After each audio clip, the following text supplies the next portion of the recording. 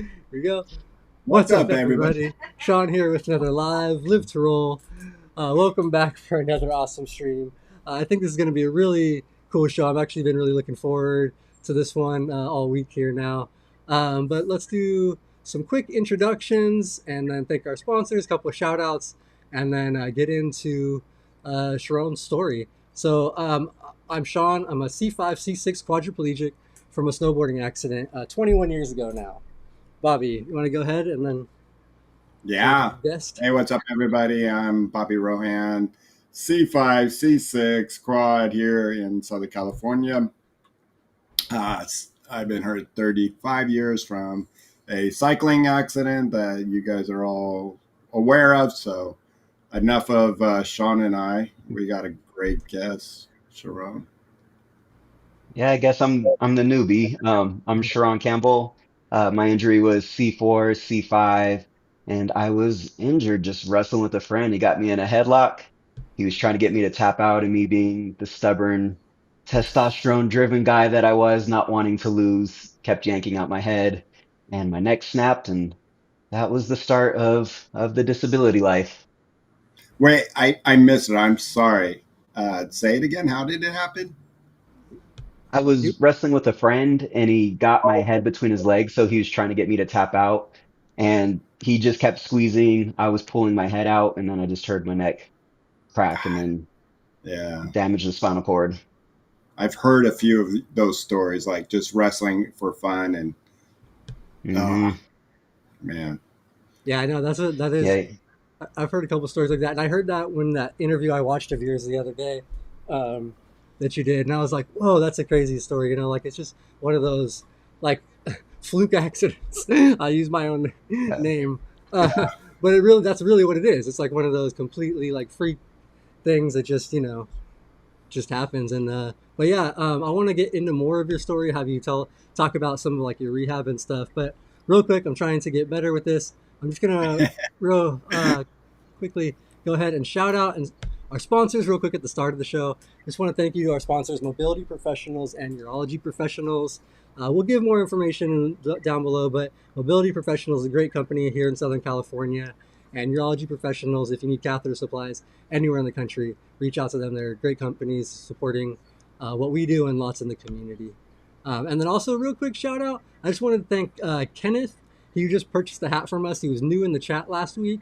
I don't know if he's back again, but he just purchased the hat. And purchasing hats like that, just so people do know, all of the profits that we get from selling any merchandise just go to printing our supplies, like these our parking placards that show like you can take two parking spaces instead of just like having to find somewhere when there's no handicap spaces, and then our autonomic dysreflexia wallet cards, and just all the stuff like that. So that's just what that does help provide. So we appreciate any of the support like that. So thank you. All right, let's get into Sharon's story now a little bit more. Um, that is a really like crazy, incredible story. You said 10 years ago now, right? Um, Yeah. Yep. 11 years now, but yeah, that century mark is the easiest way of counting it. right. Or decade, Um, sorry. So, what was your rehab process like? Like, because I know now if people check out your Instagram, you're ripped, you're walking, you got muscles for days. Like, but I don't think that happened right away for you. I'm pretty sure it was a little bit of a process. So, can you walk us through some of that, what the early rehab days were like for you? Yeah, it's definitely taken a long time. I was actually hurt in Southern California in La Jolla. I was out there visiting San Diego after I got my master's degree, graduated, met with those friends and was wrestling around. So there's a good trauma one level hospital there. Went there initially for my surgery, was there for about probably 2 to 3 weeks, getting stabilized, and then they flew me back home to where I'm from in Colorado, and we actually have a really good rehab center here in Colorado called Craig Hospital.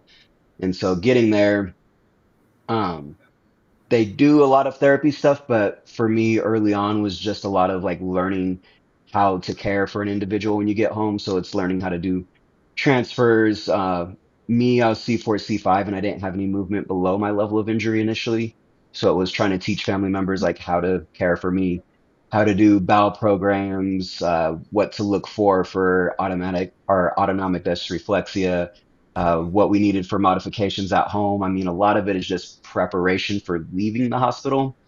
And that went on for maybe about 4 months. And then it wasn't until outpatient therapy I had the chance to participate in they called it NRN, Neuro Recovery Network. And that's part of the Dana and Christopher Reeve Foundation. And it's mainly just that harnessed treadmill walking. So they get you harnessed, manually move your legs, lots of steps, lots of repetition. And over probably the next 6, 7 months of that for 5 days a week, about hour to 2 hours a day, things started coming back and I was able to move from my power chair to using a forearm walker for short distances. And then after that, once I knew things were firing, I knew things were working, going home and pushing myself and working my way down to a regular walker, then forearm crutches, then building strength. And I mean, I'm kind of like watering it down now, but I mean, this is like over the course of 10 years. So I mean, it's taken a lot of time, Yeah. participated in a couple of other research projects with Onward. It's a transcutaneous electric stim study. So I participated in that and got a little bit of recovery there. Um, and then I've always been pretty active with Craig Hospital here, just trying to learn. They have great researchers and great doctors. So it's learning from them, learning from people online, applying it to at home, and really just scraping for anything that I can do to make like life a little bit easier at home. Yeah. Yeah, no, man, that's a heck of a journey to go through. And that's actually really cool. I saw somewhere one of your videos that you talked about that you did like the kind of step training kind of thing, a walking training. Mhm. Um, and I actually like 20, maybe 19, 20 years ago, when I was probably about, I think I was a little year post injury, I actually got to do a study at UCLA. It was like a locomotion training. And it was one of the Mhm. Mhm. earlier studies, I think, with that type of training where they like, like harnessed me up um, and I just I was never able to regain like the function or the like I didn't have any ability down there, but it did actually really help strengthen my like upper body and holding me up. So I'm really grateful for that experience. But that's Yeah, so and cool. it's so hard because a lot of times too, you're working with insurance companies and finances and stuff like that. So I was very fortunate where my PTA was able to get more sessions approved. Because if I had only been in there for, say, like the minimum 2 to 3 months, I would have still been in a power chair. But because of the constant furthering of therapy sessions, I was able to stay in there for almost 6 to 7 months, and then I kind of ended it on myself just so someone else could get the opportunity, and I felt like I could start doing stuff on my own at home. And even that was kind of premature, but it's really hard to get approval like that, and it's really hard to keep something like that funded. Yeah, no, I can't imagine. Yeah, that's really amazing actually that you were even able to get that long of a therapy funded through your insurance. That's incredible. That's cool. Hmm. Yeah, because insurances nowadays are really stingy with that that rehab time. Yeah, I think I was approved for 40, and then I got approved for like another 120 sessions, and then I also got approved for sessions for upper extremity, which was mostly electric stimulation study that was taking place at that time. So I was getting a heavy dose of upper and lower body. Wow. That's awesome. You don't hear that very often. No, no. So definitely good job by Craig Hospital and that PT because Yeah. she had the data, she was doing the research, she had the numbers, she was able to show them, well, he's making progress. Here's your cost savings long term. If we can get him to a point that he has mobility again, we don't have to get him a lift. We don't have to have him on these medications. We don't have to do these surgeries and pressure sores and follow up. So I mean, it was a cost savings for them as terrible as that sounds, but you had to speak to them in insurance terms, and she was able to Yeah. do that. Great. Great. Yeah. So, can we go back? So you get hurt and you're probably in the ER for a short time before you go to Craig. Yeah, I was in ICU the full 2 weeks that I was at La Jolla in California. Hmm. I was kind of out of it because I was heavily medicated for probably the first full week and a half. Don't really have a lot of memory of what was going on. Things got a little hazy when I started seeing friends come to visit, and I only know I completely lost a week because the Denver Broncos, I think, were in the playoffs, and I was hoping to like watch the game, and completely had missed the game, lost that complete week due to pain medications and surgeries, and then kind of came out of the fog and started, I guess, comprehending what happened. Yeah, Bobby's a Broncos fan Nice. too, so he's with you I on was I was born in Denver, Colorado, and uh, until we moved when I was 6 or 8, somewhere. But yeah, so they are my team. I bleed orange, and yeah, so Well, you I probably know. remember. that. Don't remind me. Don't remind me. I'll remind you guys if you want. I'm just kidding. Oh, okay, okay. How'd I'm you guys just do this week with your new quarterback? Okay, let's move on. yeah, I'm. My family's from Pittsburgh, and I've been a Steelers fan. So me and Bobby banter back and forth a little bit on different sports stuff here and there. Just in good fun, though. Yeah. But yeah, no, that's really incredible. And Angry Quad had asked in the chat who's she. I think it was your doctor, right? That was just basically able to word everything with insurance. You were Or talking about. PT. Yes. Yeah. Oh, Yeah, she was the physical therapist leading up that Physical. research program and the director of outpatient therapy at Craig Hospital at the time. And what was? she did an amazing job. I guess he's asking who she was because he might have some reference. Uh, it should be on my doctor care team. I believe they had a different person, Megan, at the time. And then I think Candy uh, Tiffetiller is also listed on there. She's head of research there. But between Megan and Candy, those were my two primary ones. Megan headed up most of the NRN stuff during that time, though. Okay. Yeah, no, that's really cool. I've heard nothing but good things about Craig Hospital and the rehab that they do there. Bobby, didn't you go back to Craig like just a few years I back and did like a yeah, I did my. I think it was my 30-year like kind of a post thing. I've never been there. A buddy of mine who is a ventilator quad goes there every 2 years, I believe, and gets his checkup because he did his rehab there.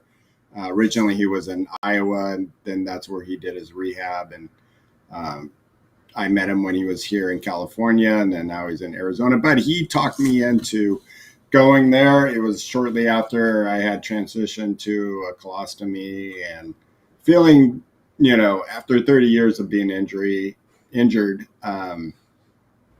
you're wondering how your body's doing. And I figured, and when I talk to the doctors I have here, they're great. I have a great doctor team, but they they still 100% don't understand. So I just thought it would be a good idea to have them check out everything at Craig, which anybody, I mean, if they approve your insurance, so there is an 800 number that you can call and you can set it up where you do a whole week where uh, the care team goes and checks you out of, from bowel to bladder to skin to health, overall general health to how you're doing with PT, OT, uh, RT. I went through the gamut of a full week of, a little bit of rehab, and they spec'd me out for a new chair, which I knew I needed, but the way, you know, their options were limited. So it wasn't, they're telling me about the insurance, but obviously it was, I went the other way where I had to pay cash for my chair. But thanks to the guys at Hands-On Concepts for their sponsorship to me, and um, they're just awesome. Measure me up, but we tried the solid backrest that I've never tried, and we really worked on seeing if it would work for me, which after 30 years in a sling backrest, it didn't. So, but every day she was trying a different backrest. And then I don't know if you did this. Uh, what is it called? Needling. Hmm. Uh, Yeah, that I've was done dry amazing. needling before. That was I really mean, helpful. I did it inpatient and then outpatient through a outpatient PT separate of Craig Hospital, named Mary Fink. She was helping me yeah, with she's PT and amazing. tons of dry needling. That was Yeah, really helpful. So I mean, yeah, it's kind of years of learning, and you go to these places, and it's like even if something doesn't work for you, it's great to find out what either works or you can rule out the things that aren't benefiting you. right. And not every state can do dry needling. Like in California, which sucks, we can't have it. When she did it, she asked me if there was anything I'd like to work on. I said, look at my hand. I don't have hand function, but on my left thumb, for about 2 years, it was in a constant like spasm, like do do do do do. Like I'm like, that's not me. That's just it just does this all day long, and it never tires out, and it's sort of annoying. And she went in for 3 days, boom boom of the dry needling, gone. I've never had it back. It was Wow. amazing. Cool. Yeah, That's really impressive. yeah. I mean, we had some great sessions, and um, even there was a one. They had a blizzard come through the time I was there that even shut down the airport. And Denver doesn't shut down their airport. And she stuck it out. She goes, "I'm staying here with you. We're working this. You're staying right there, and I can figure out, hotel, and I don't have to go home. So we're gonna get this spasm gone." And she did it. So That's really cool. so calling, looking on the website, there's an 800 number that you can call and find out if you can go there and get all those check boxes marked off. With your health, to your chair, to seeing how you're doing with OT, Was that something? everything. And then go ahead. I was gonna say, was that something that was paid for through insurance, or did you have to Hmm. do Yeah, it? they ran my insurance, and Third. Okay. I had Medicare and a secondary, and they said, "Yep, you're approved." The only thing I had to pay for was they have an accessible apartment, little building for family Mhm. and for those coming back, and I had to pay for my 7 nights at the or 5 nights really, because then afterwards my brother and sister-in-law live out there, so I got to go. We got to go visit them afterwards. Okay. Cool. It's like acupuncture, Angry Quad. I was gonna ask you guys 'cause I'm actually not familiar. I've never done dry needling, but I have done acupuncture, so I don't know. Yeah, it just goes a little deeper, Okay. and then they really poke around, and it's a little bit thicker needle than. She did both. She did both. I don't know Yeah, how. It, acupuncture to me is a little more neurological. Like it's the same needles, but then with dry needling, they go in there and they're almost trying to cause trauma to the muscle tissue to get it to reset. So they literally take an acupuncture needle and start jabbing at that muscle. Usually you'll get some kind of muscle release, the same way you'd like pop your knuckles or something like that. The muscle actually will twitch, like you'll get a hard spasm and then release after that. So acupuncture and dry needling are, I think the two practitioners kind of get mad at each other because not everyone can do it and it's different practices and for me completely different functions and have helped in different ways. That's really interesting. Really cool. So I wanted to ask you a couple of questions too, just on like your injury and stuff, because you are, like a walking quad. Do you use a wheelchair at all anymore for your daily life, like is it long distances, anything like that, or you just walk it? Yeah, I do have a manual wheelchair. I'm using a wheelchair attachment right now. I have five little ones between me and my fiance, ranging from 5 to 15. So once you get to doing soccer games, taking them to the bus stop, shopping, it's just easier for me to jump into a wheelchair.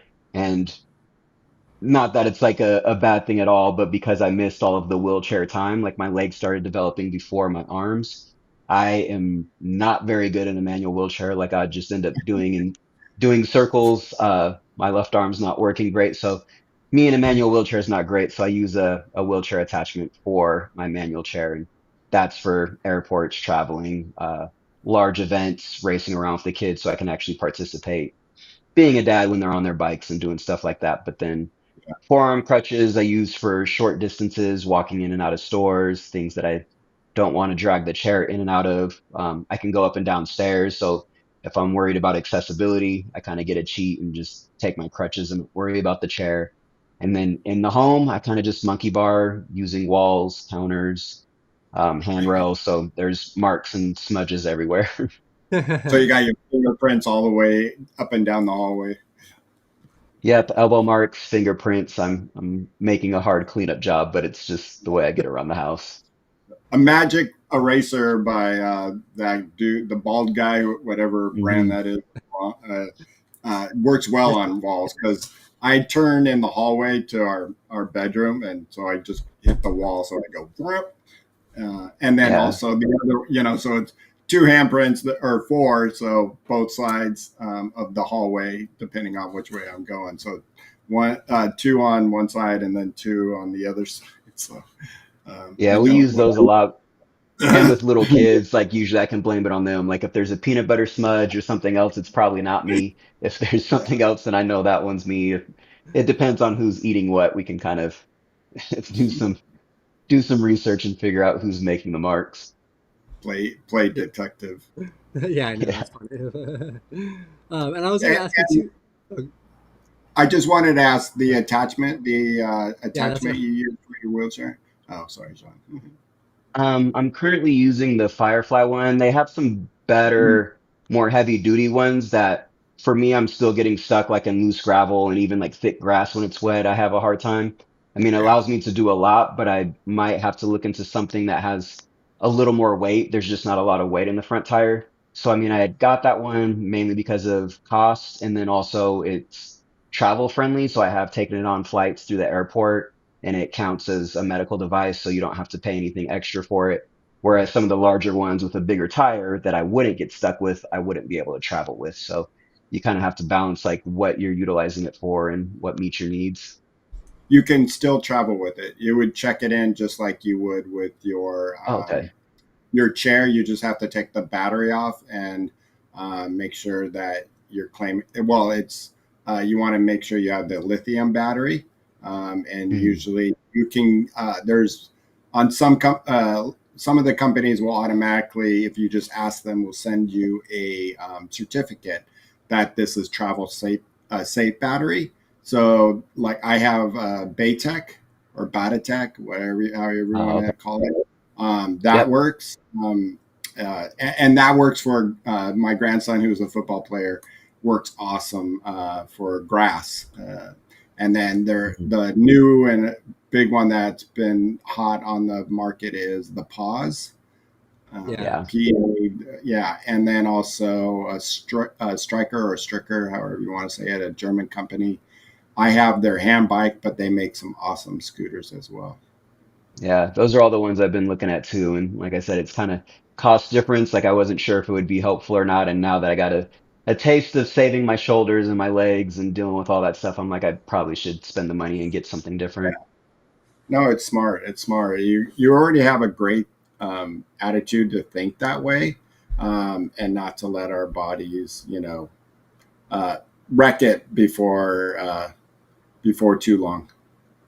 Well, especially with loved ones and family members and kids, like, I mean, what takes someone else like a normal 2 to 3 minute walk or some of these soccer games, like, the halftime, someone can get to the bathroom and back. For me, that's probably a 20 minute to half hour walk. Like, I might as well just walk back to the car and then I miss the rest of the game. So it's picking and choosing my battles, what's worthwhile and what's not worthwhile, if I want to push myself as a challenge or if I want to actually enjoy the time with family and friends.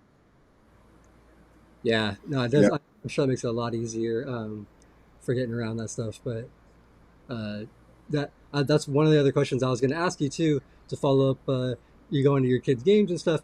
How old were your kids, or did you have your kids? I thought I saw that you had your kids were like young, like babies, like when you had your injury. How was that like in the initial times, like for the kids, for you, for that, like kind of getting back to They that? Yeah, they were 1 and 3 at the time. So that was really hard because you're going through kind of rebuilding your identity. You're trying to picture yourself as a father. So those those moments I had planned in my head of like racing the kids to the car and going on camping trips and teaching them how to do sports and stuff, like all of that went out the window. I mean, I've learned how to do it in ways now and it's done differently, so I didn't lose out on all that stuff. But initially, you don't know that when you're hurt. So, I mean, it was just kind of the death of fatherhood. Like, I couldn't even pick them up and hug them. And when they'd get injured, you're just watching them screaming and crying, and you can't reach over and lift them. You can't do all that stuff. So, that took a long time to deal with. And we started relying a lot on communication and them learning like what to do and how to interact with me. And then as they got a little bit older, though, I can't say it impacted them too much. Like I was very impatient, but kids have no filter when it comes to adults and people. So, I mean, to them, I was just dad and they didn't know anything was wrong for the longest time. And then once they got to an age where kids started asking them, like, well, why does your dad use those sticks? Why is your dad in a wheelchair? And they would see people like hold doors for me and stuff like that. Then they started comprehending something was different. And now, as they get older and older, they can see me struggle to pick up things and they know, a lot more is going on. So it's bittersweet that they're learning that, but at the same time, I felt like I was actually a better father going through parenting like in a wheelchair with a disability because it just you have so much more patience and you look at things in a completely different way.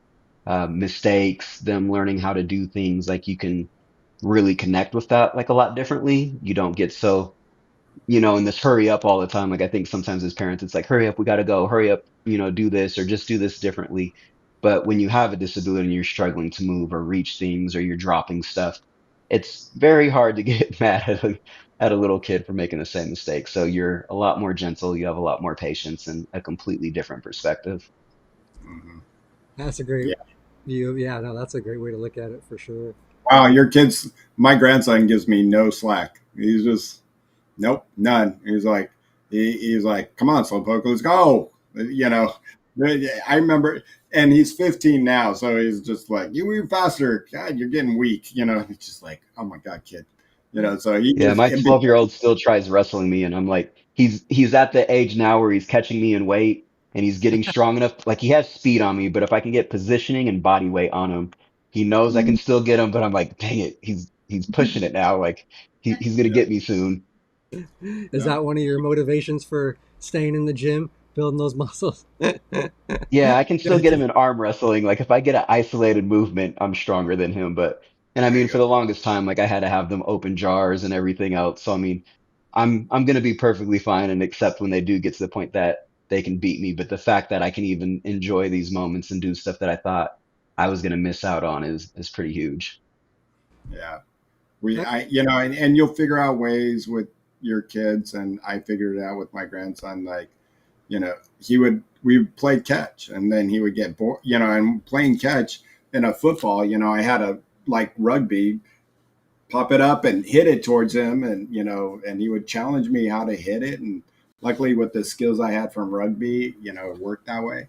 Then he got where he wanted to be a pass rusher. He was like, if you can get it over my head, then you get 10 points. If I block it, I get 10 points. And, you know, he would just bum rush me to where I would hit it, he'd block it, he'd hit my face, but he that was his game. He loved to do it. He didn't think of it any different. He didn't take mercy. Once kids are amazing, growing up with someone with a disability, it's much easier for them to um, not think of you as weak and not Yeah. thinking of you as um, he has his moments where he's like, hey, are you okay? But for the most part, he no mercy towards me. you know Yeah, I fell out of my wheelchair at the skate park a couple months ago and my son immediately started laughing. I was like, yeah, dang it. And that's he was like, great. well, I knew you were okay once you started like moving and doing stuff. So he was like, I was like, all right, that's fair enough. Like he judged the situation and he was like, ah, dad's okay. So I'm gonna have some laughs at his expense. yeah, no, Mhm. that's funny. That just means that sounds like you guys just have a good relationship. It's just fun. Like I'm sure if you were actually hurt, you've been very concerned, but that's good when you can Yeah. laugh at your dad a little bit like that. we And then from the we chat got real quick. You Oh, know what? I was gonna. Yeah, sorry, Sean. We do have a great question, but I want to lead up to the question in a sense of so. here you are like a couple years after your injury, right? And then you start going to the gym, you start getting a lot of return. What, did you, you know, are you paying for it on your own of therapy, or are you just doing gym time on your own? How is that? And then the question was, how many times do you work out a week? Early on, it wasn't going to the gym. Like it was definitely a strain for family members, and I was going through a divorce, so like not straining family members to and from therapy in the hospital became an issue along with finances. I ran track through college and did pretty well, and um, did cheer in college as well, ran track all through high school. So I had a good foundation of just training fundamentals and lifting. I had got into CrossFit before I got injured. So I started applying a lot of those same habits, same practices and stuff to doing things at home. And I didn't have a weight set, but I found like some Olympic rings, like that gymnasts would use online for Amazon for like $30 and like a pull-up bar, and started doing like TRX style workouts where it was just body weight movement and pulls. The Mm-hmm. good and bad part about being really weak is you don't need any weights. Like everything is a struggle. So like step ups are body weight, sitting up is body weight. It's just designing it to break yourself down and, increase strength. So once you learn how to do that, you can apply it to, just body weight movements. And then eventually got some gym equipment donated. Um, and then it took maybe almost like 4 years before I started going to the gym on a regular basis. It was like right before COVID hit. And that was like right when I started going into like a rec center. That happened, but I was so used to working out at home, I just went right back to the gym and transitioned just fine and didn't lose anything. But no, a lot of the training and working out's primarily been done on my own. And I try to work out as much as I can. I know that's not recommended by some people, but with family and with a disability, life kind of throws in days off for me. So if something is hurt or injured, or if I have high fever or AD or bad spasms and stuff, I'm going to take time off when I need it. And when things are going well, I get after it as long as I can. So it's pretty much daily right now, but again, a lot of it's training and understanding programming too. So even though I have movement and active recovery, like I might still be biking, to some people, that's not a day off. For me, that's my day off. Um, you'll learn how to design things and you don't really have days off, but you rest your muscles nonetheless. Okay. Yeah. Yeah, no, I know that definitely. Like, for me, I've always been somewhat like that. Like, really, just like to keep going. But especially now that I'm older, in my 40s now, I need recovery time. If I hit it too hard, for sure, I'm like the next day I'm sore. My shoulder will be hurting, my neck's hurting. Which we still go. We work out like, or go like push like an hour a day typically. I'll just typically go a little lighter on those days. Like I'm not gonna tip like if I'm feeling good and going, I got my freewheel attachment on the chair. I mashed through the grass, through the dirt, through I went down this giant hill of like wood chips. Like I just go like wherever through whatever through the like wet grass and I'm just like sloshing like it's we just do it. So some of those days are hard workouts. So the next day, I might Hmm. stay on the sidewalk. Like you guys push through there, I'll meet you around slow. I'm gonna slowly push around this sidewalk here and see you on the other side when you guys are done. But yeah, that's just so I like that. That's cool, man. Just kind of like taking easier days, just kind of, but always still doing something, being active. Yeah, and with kids too and stuff, they have soccer games some days where I'm not going to get time to get to my workout. One of them comes home sick and I'm not going to be able to work out. So I mean, I know life's going to throw stuff at me, so it's just I have like so many days and I just repeat those until something gets kind of thrown my way that I need to take a rest day or some time off, but I try to limit it as much as possible. Right on, man. And I was gonna also ask you. I wanted to see, like, I know you had really great recovery, and you said your actually legs are stronger than your arms, your upper body. And um, what function were you, or are you, have you not been able to regain? Like, Um, is it mostly in your upper body, or where? Yeah, where are your Bow, limitations? Curious. or bow uh, water. And I was gonna ask yeah, about I if think you're comfortable with that after, but yeah. yeah, I think most of my issues it's more like a hemiplegic, I think they would call it, like my left side. is really limited. So like my right arm, my right hands, I actually have pretty good finger dexterity on the right side and grasp. My left side is maybe about 30% of what my right side is. So sometimes when people are going through a stroke, like I'll get mistaken for having a stroke or CP or something else because that left side, I have a lot of the mannerisms and characteristics. Like left side just hasn't returned very well. But my right arm is probably my best area now. Uh, right leg, I'm still like missing hamstring pretty good on the right leg. Left leg, weak quad, but stronger hamstring. I mean, it's like a Mr. Potato Head Just of trying to rebuild muscles. Like it's just kind of pieced all together. Mhm. Bowel and bladder. Bladder, I still have a lot of urgency and issues. I have pretty good control. I had a suprapubic tube for the first couple of years, oh wow. which was great for therapy purposes. But once I removed it, I hadn't expanded my bladder in years. So I don't carry a lot of volume, which then increases how many times I have to go, and I don't hold a lot and I can't run to the restroom. So bladder's still kind of a pain. Bowels are pretty regular, thankfully, so that doesn't ruin my day too much. Otherwise, that would be another big hurdle because I know bowel and bladder kind of run our lives. Yep. Yeah, no, that's what. And Bobby and I actually both have super pubics. Um, when I first got injured 21 years ago, Bobby was actually my mentor. He's the one. He's the guy that came into my hospital room, told me things were gonna be okay, showed me pictures like of all the cool stuff he was doing, gave me some like tips and things, um, and that's what he was doing. He was independent, and I was like, "Let's do it." Yeah, it just seemed like the way to go. Because, and again, I didn't Yeah. end up recovering with extra function. Um, and I get when my bladder starts to fill, my body and especially my hands tighten up like into little fists and clench. So I was just like, cathing for me never seemed like that was going to be an option. Like, it just always. Yeah, I didn't have hand function initially when I went home, so I wasn't able to self-cath, and so that was part of the decision. But then once I got into outpatient therapy, it was so nice because I never had to pause or stop workouts to go to the bathroom or worry about all that other stuff because the suprapubic tube for Easy. me allowed me to be more active and like deal with more stuff. And then once I felt like I was getting some sensation back, I was kind of being arrogant and dumb and removed the suprapubic tube, thinking I was doing family members a favor by like I can be independent in this area. And then once I removed it, I thought I'd be able to hold it, but then became an issue of not being able to void. And so then regaining my bladder, I mean, it was a battle for a good couple of years, like having to go every 15 minutes, then every 20 minutes, and then it was like 30 minutes.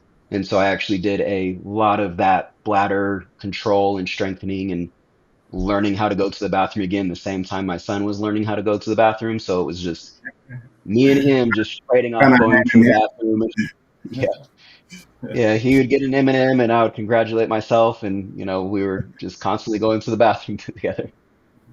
That's cool. That's actually kind of nice story that you're like you potty trained with your son, you know. But Yeah. that is a I tough mean, process because that's the one thing I've thought. Like I know for 100%, I've had my super pubic for 20 years now. My bladder's probably the size of like a golf ball or maybe racquetball. Like it's not fitting much volume at all, you know. Like so that's pretty cool to hear that you did like 15 minutes, 20 minutes, like having to really train. Do you take anything like a ditropan or anything to relax your bladder muscle, or even like Botox injections, which don't work for me, but I know it's something people do to control the bladder spasms so that you don't have leakage in between. I've tried Botox on other muscle groups. It wasn't great for me because I use my tone in spasms like so well. Like, I mean, like for a while I had like really strong tricep tone. I had got Botox there, but I lost functional strength with that spastic response. So I was using that arm as like a kickstand or using it to pivot. And then once I lost that, things actually got harder. I didn't use Botox on my bladder, but I used it on see somewhere in my legs, adductors, and that didn't help a whole lot. So I just haven't gone back to Botox. I have Did used, I can't remember the name of the medication, but I maybe oxybutinin or Yeah, something like that for oxybutynin. That's bladder. ditropan, yeah. oxybutynin. Yeah, sorry, that is. I think oxybutynin's the actual drug name. Um, Yeah, I used that for a while on and off, but when I would use it, it would help, but I would also dry out really bad and always be Yeah. dehydrated. And then after a while, I would have the same issues as if I wasn't on it. So then I wean myself back off of it and um, kind of stay away from it. Like the benefits aren't really worth it for me because then I become more and more dependent and I keep increasing my dosages and it just wasn't really resolving a whole lot. And then now I can usually make it about 2 to 3 hours.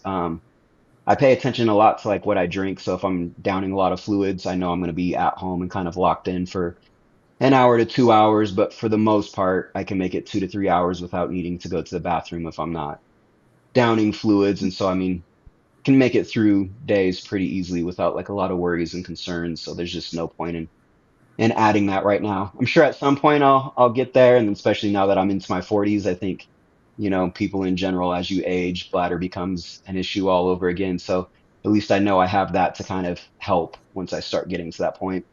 Yeah. Oh, that's Yeah. cool. Yeah. I have a quick question about, and first, before you go, Angry Quad, yeah, I tried to date Sean, but my wife and Sean didn't want anything about it. So we tried, but Sean's like, you got a wife. I'm not ready for a commitment. So yeah, we did try to date, um, but just in case they're still there.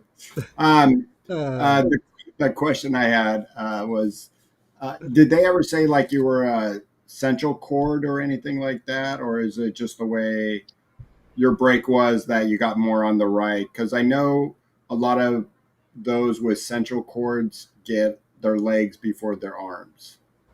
Yeah, I do believe that was the case. Because my right arm, I started getting some right bicep early on, but then my legs came back before the rest of my arms. Left arm took about a year and a half before it was really firing or doing much. So that left arm kind of has always been the problem child.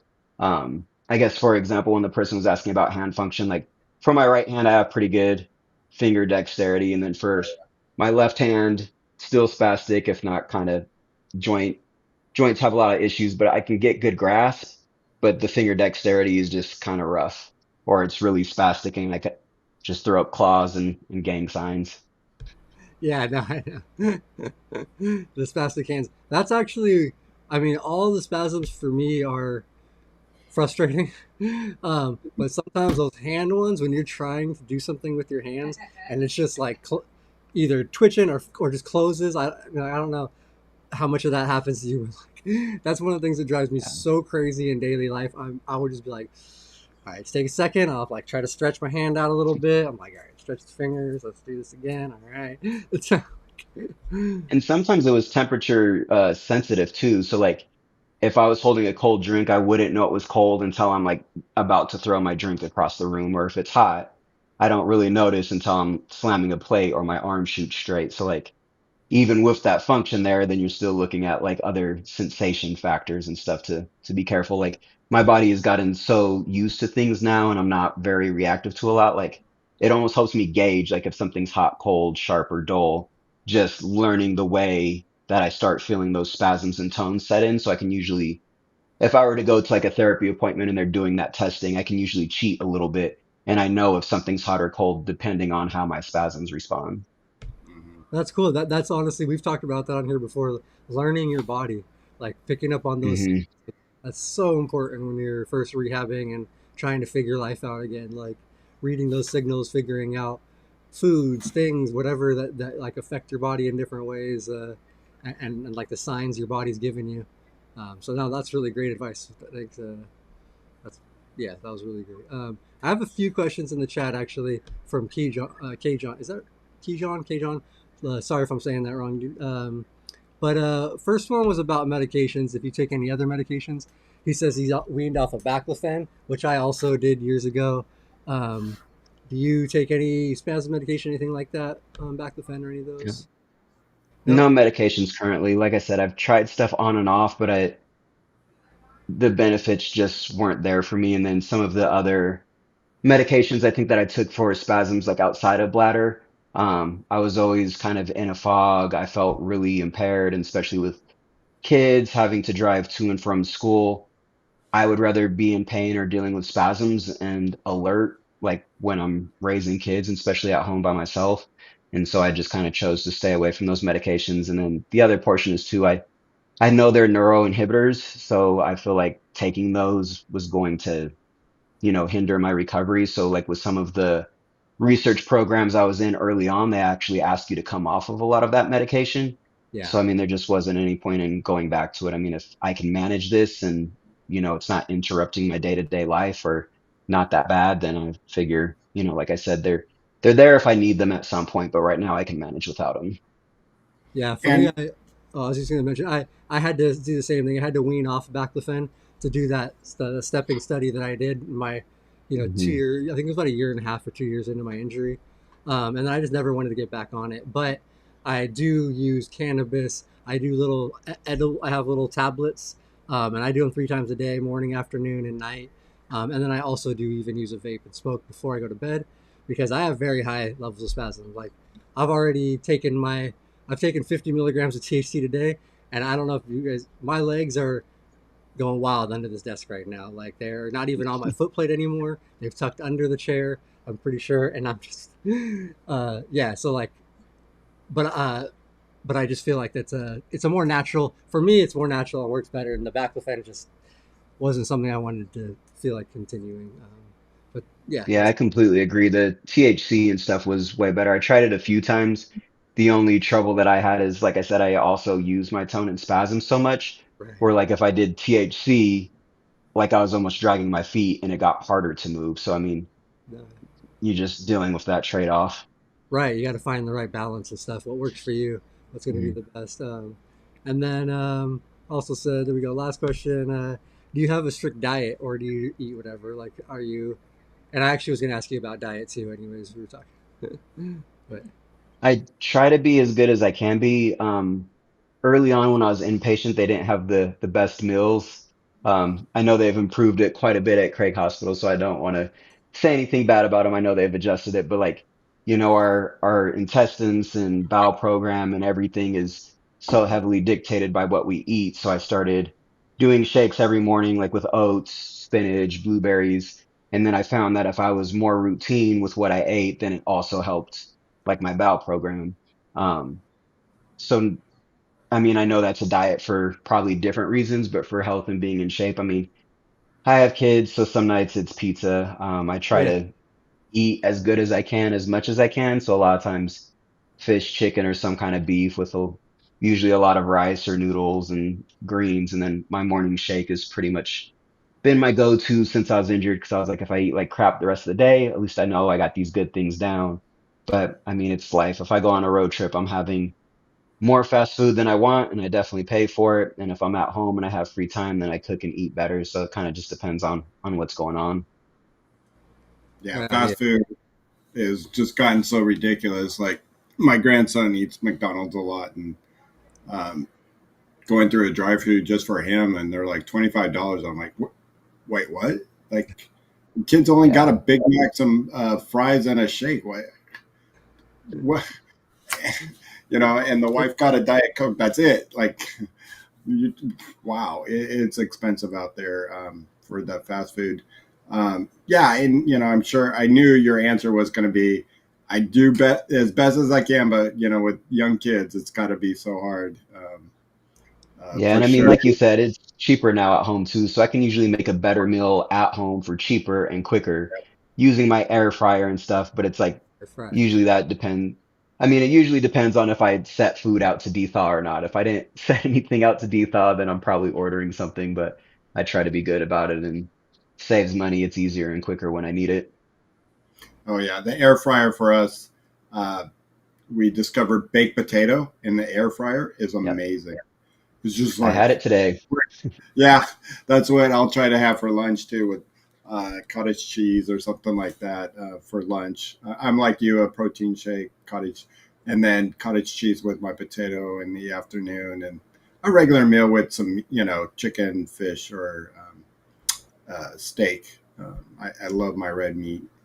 I try not Yeah. to eat as much, but what can One you thing, do? one good thing, because I've Go actually ahead. started to limit a little bit of red meat. I've known that it is a little bit heavier and harder for me to digest, and my bowel doesn't go quite as smoothly. Like we've been eating a ton of chicken and fish now. I've started eating fish.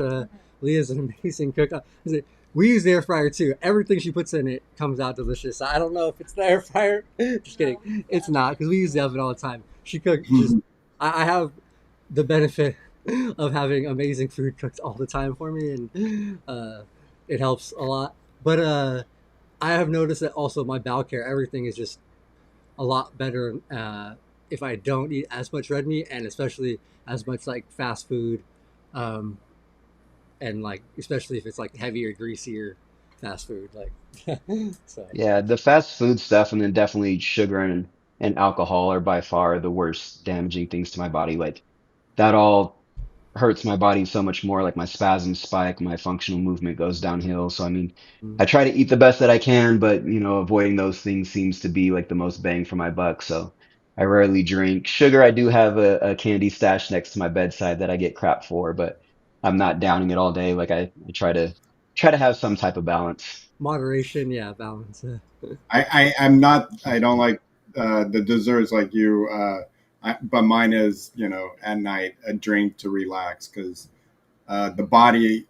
And my next big question and why I probably have had a drink at night is nerve pain, and and I'm complete, and my nerve pain over time, at 10 years, nothing. I never had spasm, never had nerve pain, never. And then at 20, I started noticing like, wow, what is this? Like somebody taking little needles. At 30 years, it was just like, okay, whoever is sitting on top of me, get off. This pain is not fun. And then now, 36 years, it's just like somebody taking a vice grip with a blowtorch and stacking it with needles, and it's just like getting out of control. Um, I know for you, incomplete, I hear sometimes can be times two, what I probably just explained. I know one of the a quad I knew that was completely uh, she had almost full recovery. You wouldn't know it unless, I mean, we know, but walking in and she sat down and she's miserable because of the phantom pain and all the pain that goes along with it. Do you experience any of that? Yeah, I still have a lot of nerve pain, burning sensation. The spasms are usually strong enough where I usually have some type of muscle strain or pull, just because if I'm trying to fight them or move or sit up, like I'll strain muscles pretty regularly just fighting the spastic movement. Um, but I kind of learn how to navigate those, and if it's a mild strain, I'm able to do most things, but it's just kind of a normal part of life. I do agree like the alcohol could probably like help and stuff t some too, but then for me it really tears up my bladder. So the same way anyone has to go to the bathroom more like when you're drinking, if I were to have like a couple of drinks, like I might as well just it goes like right through your body, so you might as well just be hanging out in the bathroom, and so I can't really function if I try that. The THC stuff did help with like some of the spastic movements, probably the most, as far as like allowing me to functionally move and like calm down the spasms. It actually helped me more than the baclofen without the side effects. So that's Mm-hmm. probably been my favorite through it all, and especially those other medications. You just get so dependent on it, and you keep upping the dosages, and I mean it's a tough hill to start going down. So I again like it's there when I need it, but I try to limit what I can. Yeah. Do you try do you do vitamins? And it seems like, where did I see that? Probiotics seems like it's doing wonders to Kijon bowel program. Are you doing any of those supplements besides your protein shake? I've tried different stuff on and off through the years. It's kind of just, I mean, everything's like an expense, so you're figuring out Yeah. what's going to actually like help you or not. Like I do a pre-workout. I don't really need caffeine, but it helps. I work out first thing in the morning, so that's kind of my one cheat is like caffeine, creatine, and protein are the three things that I usually use for supplements. Multivitamins, I'll pick up like if I know I'm not eating great and just to kind of cover those gaps in whatever nutrition I'm not getting. But outside of Mm-hmm. that, I don't do a lot of supplementation like on a regular basis. Over the years, I've tried different stuff, everything from like lion's mane and different mushrooms to probiotics and different things. They're all helpful in their own sense, but it's just really about finding out what's going to help you and what's worth the cost and what you can maintain consistently too. Like for me, it's easier to maintain a more consistent diet to regulate a lot of that stuff than it is to, dish out more for supplements. And when I have too much going on, my body doesn't respond well to, six, seven different supplements either. And nobody does. Yeah. Yeah, no, that's what I've also found that as well. Like cutting out, I used to take quite a bit of supplements and things, and I've also cut a lot of those out, just trying to get more from natural diet. And I feel like that's also helped my overall like intestinal health and bowel stuff. Just not being on so many additional things. Probably my bladder as well. Hmm. Yeah. Um, I'm a one a day. You get all the essentials in your one a day. Vitamin with magnesium that Kijan was talking about, and then uh,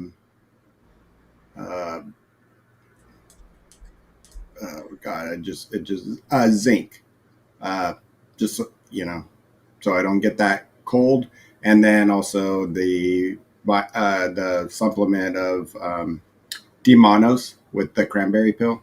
oh yeah, do you take? Oh yeah.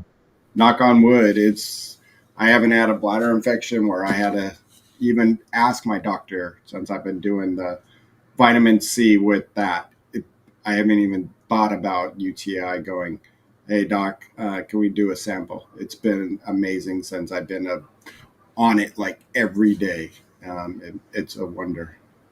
Yeah, those cranberry tabs and pills and stuff are really helpful when I had my super pubic too, because that was an issue, was dealing a lot with like UTIs and stuff. And thankfully I haven't had any in years, but I'm not dealing with an open wound in my stomach, so makes a big Yeah, difference. yeah. Yeah, no, I'm sure that. And I was real quick. We got to start to wrap up the show. It went by so fast. You're easy to talk to, Sherown.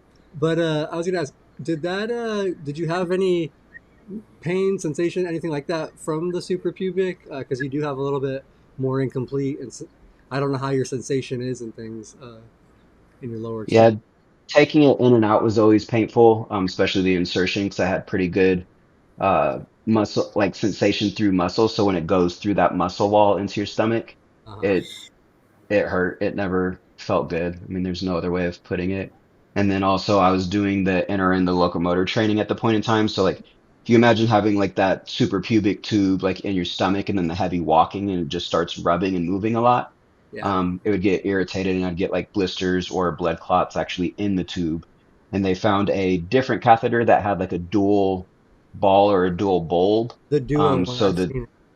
Yeah. Yeah, so the tip wouldn't rub on the inside of my stomach, so I could actually feel the edge of the catheter tube scraping the liner of my bladder and my stomach. So it wasn't comfortable. No, that sounds rough. Yeah, that's. I get some nerve pain and things, and like I do get like a lot of AD and discomfort when I have my catheter changes, um, but not usually from it going in and out. It's more just like just I guess the trauma of the change after it happens. But I can imagine like yeah, being walking and trying to do all the training would be a lot to deal with. And Bobby, Yeah, yes, I forgot uh, about that one, which is it's not an antibiotic; it's a antiseptic. So it's a pre kind of help maintain kill some of those bugs out as well. So yeah, thanks, Chad, for reminding me. I do take that with my cranberry and D-monos pill um, twice a day. So once in the morning, once at night. And, something I wanted to say, about medication. And I know, sometimes we think that, oh, getting off some of those medications, the better.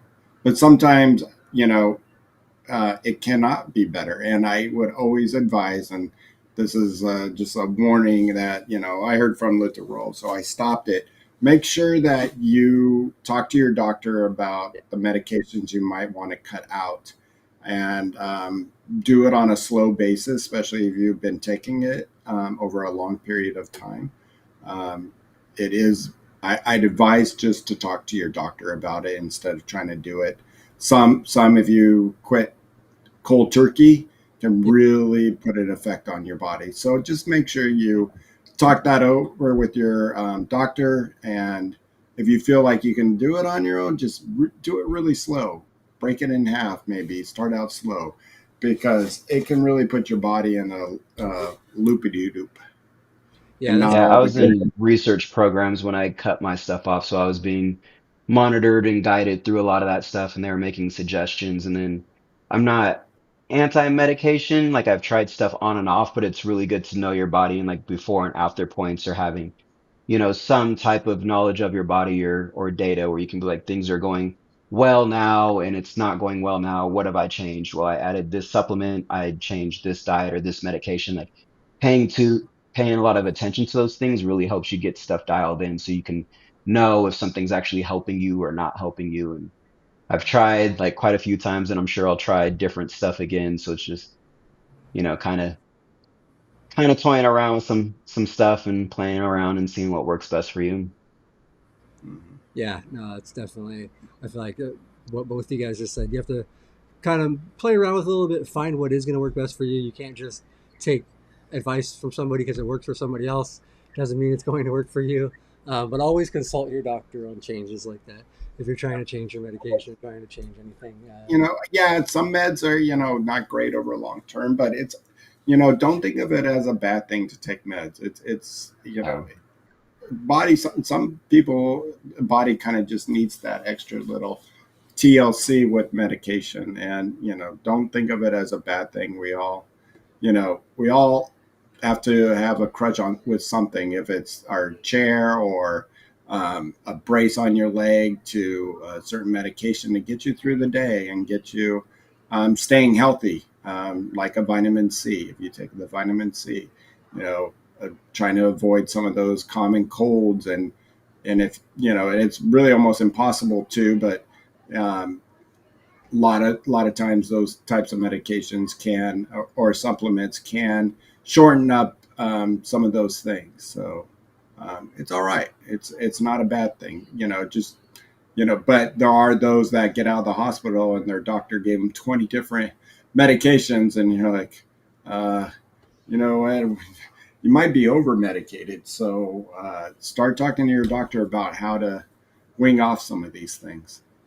yeah, that's the huge part is really finding a good doctor too, because there's some that will Yep. overprescribe and there's some that will be careful of what they introduced. I had a pretty bad infection like last winter and kind of waited and it got to a point where I did need like some antibiotics and other stuff. But I mean, I had lost the ability to walk for like 2 or 3 days because my body was just shutting down. Fevers were getting up to like 106.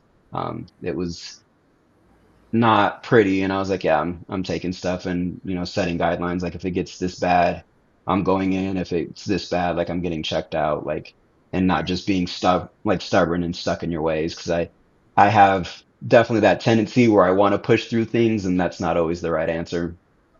No, yeah, that is great advice because it's a lot of times if something minor you feel a little different, you can maybe just drink, some extra water, take a cranberry pill. But as soon as you start feeling like those symptoms, if your spasms start to change, if you start to feel, you know, more AD, nauseous, things like that, uh, see a doctor. At least get a urine sample dropped off so that your doctor can see. That's what's great. Like my doctor, I can just call. Like I need I haven't had to do this. Luckily, again, with diet and cleanliness, I haven't had a UTI either in the last almost 2 years now.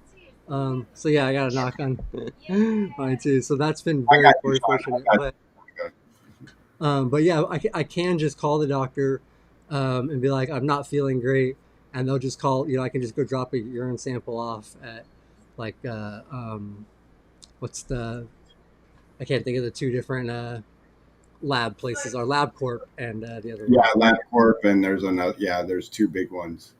But either way, yeah, it's just easy to do that. So if you don't have a doctor, you can do that with. That is kind of helpful. And I do want to wrap up because we're getting late. But I was going to ask you on the doctor thing. Do you have a doctor from Craig that's an actual physiatrist, like the spinal cord injury doctor, or do you just have kind of a general doctor that knows your condition pretty well? Um, That's the tough part is I usually have a primary care doctor, and it's hard to find anyone that's specialized in spinal cord injury. So usually I have to have a primary care doctor just for the day-to-day basics, but Craig Hospital is so close that when something does actually come up, they have a nurse's line I can call and reach out if there's something I need to get into that's actually specialized. But that's one of the hard parts with this injury is finding a good doctor. And I mean, sometimes they're just not going to be knowledgeable about the injury, so you really have to advocate for yourself on those and have a doctor that's willing to listen and not just push their perspectives on you. yeah, It's probably the only recommendation I can really make because we're kind of a chapter in their book while they were going through school. They really haven't seen a lot about our injuries or might know a few patients. Craig Hospital, they're dealing with those patients every day, but for someone like me too, especially walking and being upright, it's they're trying to figure out why I'm listed as a quadriplegic, why I have these injuries or a disability and trying to troubleshoot things on the fly. And most of the time I know my body sadly better than they do. So give feedback, hopefully find someone willing to listen and also being open to their feedback if they're a good doctor. yeah, no, that is great advice. And that's actually, I actually went through something like that just a couple years ago with my urologist. I was driving over an hour back to where Northridge Hospital, where I had my injury to see a urologist. Um, and she just kept pushing Botox and different things on me. She kept really just trying to like push her will on things. And then also when we were there to get a urine sample there, the nurse didn't like wash her hands, and like she threw gloves on, but she didn't like, I don't know. There was just some things that we weren't super comfortable with going back and continuing. And then I found Hmm. actually somebody mentioned in the chat nurse practitioner, and my urologist is now not a doctor. He's a nurse practitioner at the urology clinic I go to, but he's been awesome this last 2 years. He listens to everything. He studies stuff, like he knows what I'm talking about. Like he doesn't try to force anything on me. He doesn't try to push his things. He'll explain whatever it is. But yeah, that does help. That's great advice for people. Yeah, that's awesome. I don't know if we'll ever get to the point, but there's a website called Model Systems Knowledge Translation Center. They pretty much gather all of the data from the major rehab hospitals, Craig, Shepherd Center, six or seven others, uh, Ranch. hopefully trying to work towards a way of maybe finding like partners in the medical field where you can, if you have a spinal cord injury, maybe you could look in your area and find someone that has some type of experience or expertise with spinal cord injuries, because that is one really hard thing is just finding good primary care doctors and good help when you need it. Well, and with now this kind of technology that we do so much with Zoom and uh, getting online, I mean, it's just you don't really need to, when they're reading numbers, if you get a blood test or a urine test, you don't really need to be there. I mean, there's not much. He's not going to, unless they're going to scope your bladder and things like that. But it's okay to, have an online doctor if you can find it. And, some I did a while ago, and it seems like now it's worked. Was I started referring to an infectious disease doctor when I was having a lot of bladder issues. And, so now if I do, and I haven't submitted something, but uh, about 4 years ago, she would look at the numbers and she goes, okay, so tell me how you're feeling. She would start listening to how I'm feeling. Since this urine culture and blood test that you just gave me, it's been 4 days. Where are you feeling? And I'm like, I feel like I'm getting a little bit better. She's like, okay, let's fight it. Let's not get on antibiotics. Let's listen to your body. And so Hmm. reducing the antibiotics really paid off because now, once again, knock on wood, it's been a while since I've had to be on any antibiotics yeah, by taking less antibiotics. that is good. Yeah, that's all like good. I think for people to try to like take an advisement and stuff for anytime you're dealing with any type of infection, anything. All right, since it's getting a little later, I'm gonna go ahead and try to wrap up our show a little bit here. But I'm gonna thank the sponsors and do talk, just kind of mention what else we got coming up here, and then Sherown, I want you to kind of be able to have the last couple minutes if you want to any advice, any thought you want to give people out there that might need a little bit of inspiration, or just words of wisdom, tips, whatever you want to share. Kind of give you the floor the last couple minutes. But let me just go ahead. I Real wish I. Oh, go What? ahead. Well, Oh, you go can ahead. you Sorry. can take a minute to think about it if you want, and I want to thank our sponsors and mention the show for the week here coming up. But real quickly, again, I want to thank our sponsors, Mobility Professionals and Urology Professionals. Mobility Professionals is local to Southern California, but if you're anywhere in the Southern California and you need any durable medical equipment, like a wheelchair or standing frame, commode chair, anything like that, give them a call. They have great customer service and really contribute a lot to the community locally here. And then Urology Professionals is their sister company, and they're nationwide. So if you need catheter supplies anywhere in the U.S., they can ship them directly to your doorstep. And again, they will help you take care of everything with insurance, getting you switched over so it's not a headache for you. And they're great companies supporting us, supporting the community, and we do appreciate everything they do. And then for the show coming up this week, we actually, this Thursday, still putting it together because the Wheel Girl Chat show is going to be on hold for a while. The girls are all going through some stuff. So I'm putting a show together. I think I have a show good for you guys. I actually don't have like a banner for that, I guess, on that made. So, uh, but we will have a show Thursday at 3:30. So make sure to tune back in. And right now it's still slightly up in the air, but it should be a little bit on, I think, possibly emergency preparedness and possibly some mental health in those situations, because it is also both Emergency Preparedness Month, Spinal Cord Injury Awareness Month, and also Suicide Prevention Awareness Month. So, all important topics we want to try to touch on for us. All right, Sherown, sorry about that, but go ahead, man. Whatever you want to leave it, and if it's nothing, no worries, man. But whatever you want to kind of share, and I also want to make sure after, or real quick before, I have all of Sherown's Instagram link and a few other links for interviews and some stuff from like the Craig Hospital study he did. Links are all in the description, so you can make sure to click and follow him on Instagram, follow his story, follow his journey, and see everything he's been up to. All right, go ahead. Sorry about that. I wish I had like some amazing words, but I mean, the best thing is probably what you guys are doing already. Like, I've learned more from other people dealing with this injury when I was first outpatient. Um, Everyone in the hospital is going through the same thing at the same time. So using social media, finding community and other people that have been living with this injury, for 10, 15, 20, and, 30 years, like learning from those people, like doctors and practitioners are great, but, you know, those of us living with this injury that have had to trial and error this stuff over and over again, like find people that you can reach out to, find people that don't mind you asking questions.